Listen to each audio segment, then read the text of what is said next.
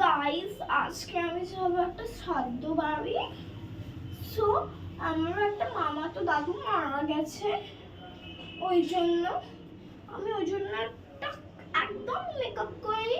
এবার বলে তুমি আই শ্যাডো লাগিয়েছো, ফাউন্ডেশন লাগিয়েছো, লিপস্টিক লাগিয়েছো। আরে ওইটাকে তো মেকআপ বলে না, যদি মুখে আমি একটু কন্ট্রোল ইউজ করি তাহলে মেকআপ হয়। আমি তো একটা নর্মাল মেকআপ করছি। তো আমার তো খুবই কষ্ট। আর এই জামাটা আমি আজকে অর্ডার করে নিলাম, আর এর সঙ্গে পেয়ার করে এই একটা সুন্দর শু আমি অর্ডার করে নিলাম।